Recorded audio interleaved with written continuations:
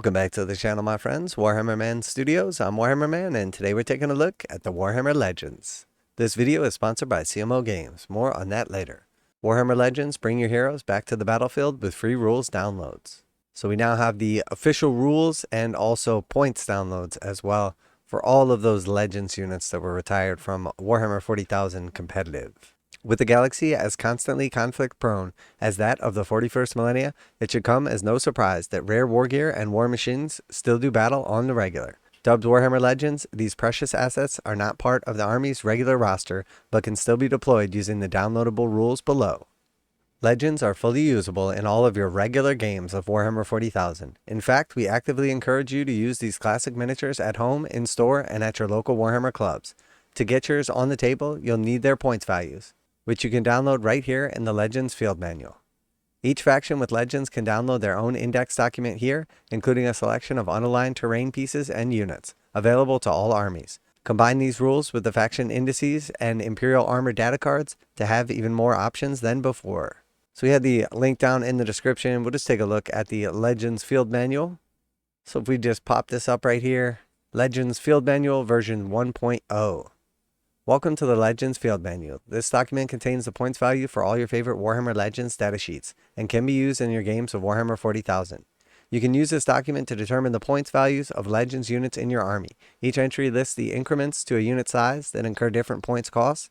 This may change with the addition of each individual model, or it may be presented with a lower and upper limit to the unit's starting strength. In the latter case, your units can contain a number of models in between these limits, but you must still pay the maximum points cost for the unit that starts the game with more than its minimum number of models. You can learn more about using points to muster your army on pages 55 and 56 of the core rules. So we see here Adeptus Sororitas, so we see the retired terrain piece, the Battle Sanctum, and then also the retired tank, our Repressor. And then we get into the Adeptus Astartes, Ancient on Bike, Apothecary on Bike. I'm not going to go through each one of these, but there are quite a few of them. Lots of good stuff here. And then at the bottom we see unaligned forces, and this is pretty cool because they basically have rules now for all of the old discontinued terrain pieces and also some Blackstone Fortress models as well. So pretty neat if you're after using any of those in some thematic games or just playing with some buddies.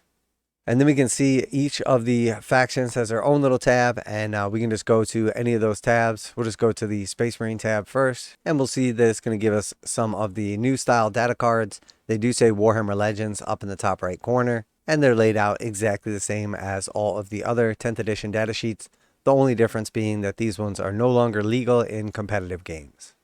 And if we just scroll down a little bit more here, we'll see that we have the actual legendary units. There's an extra document that explains how to use some models from the Heretic Astartes list in your more specialized Thousand Sons, World Eaters, and Death Guard armies. So the Cornate Hellblade you have on your shelf can still take to the skies. This document also includes a lengthy count as list of units that don't have specific rules of their own. Your Whirlwind Hyperius is now a Whirlwind, while your Renegade Command Squad becomes a Dark Commune. Simple.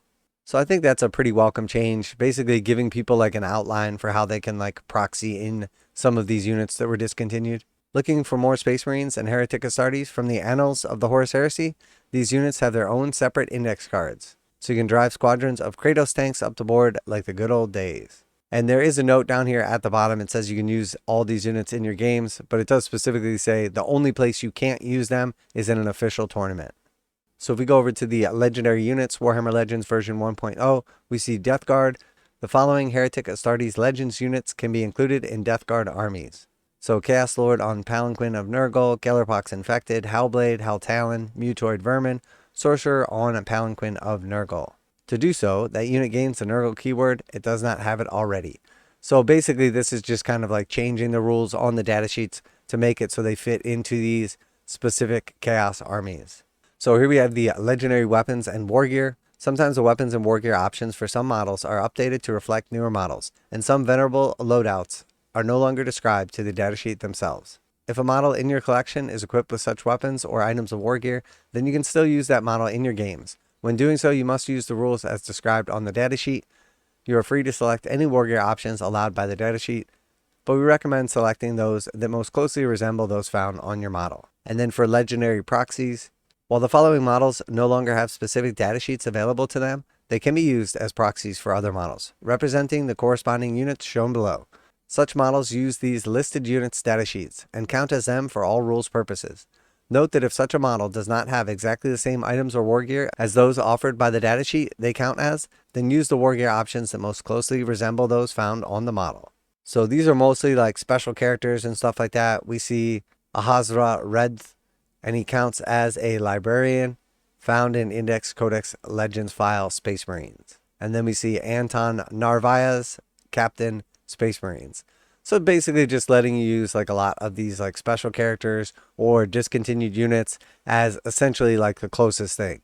So if we scroll down here a little bit, we see the Celestian squad for the Battle Sister squad. So this is a Sisters of Battle squad that's currently in the range or used to be able to build from the kit. Now that Celestian squad no longer has its own rules, so you can just use them as a Battle Sister squad for your Adeptus Sororitas army. And we do see specifically that like Chaplain Dreadnought Titus is a Chaplain Venerable Dreadnought for Space Marine Legends. So we see that just because they have some of these special rules and everything doesn't mean they're going to be able to be used in the regular. So it is nice that Games Workshop has provided all these documents here. Obviously, part of the issue and part of the reason that they have gotten rid of all the legends, but still made the data sheets and still made the points, is so you can use them initially, but they don't have to continue like balancing them as the edition like grows. So a lot of times there was issues with like forgeworlds or some of the other like legends units just being a little too strong, or points not being updated, or issues with them being compatible with the army they're supposed to be compatible with. So this is kind of Games Workshop's way of saying like, hey, we'll give you some initial rules. You can use them, you can have fun with them, but we're not going to keep updating this stuff. It's just too much. So we're trying to make the game simplified. Obviously not simple though. Now a quick message from today's sponsor. CMO Games has been selling Games Workshop products online for over 20 years. They carry the full line of Games Workshop products, including Warhammer 40,000, Age of Sigmar, Necromunda, Blood Bowl, paint tools, and more. Almost all Games Workshop products are priced at 15% off MSRP. CMO Games takes pre-orders for most Games Workshop products released at their earliest date possible. 12:01 a.m. on Saturday, they go live. Most of these pre-order products are also priced at 15% off MSRP. CMO Games offer free shipping in the US 48 with an order of $50 or more. Their customer service is top-notch and they ship most orders within 24 hours. Visit CMOGames.com using the affiliate link in the description and let them know that you heard about CMO Games from Warhammer Man. Now back to the video. So overall, this is definitely a mixed bag. I know a lot of people who purchase like Horus Heresy units expecting to be able to use them in 40k are pretty disappointed, and I've got to say that rightfully so. Games Workshop definitely pulled a quick one on that. And there's a lot of other units that were like crucial to specific armies that are gone as well. So I definitely feel your pain for all the people out there. But the truth is, most people don't actually play like competitive in tournaments, at least not most of their games.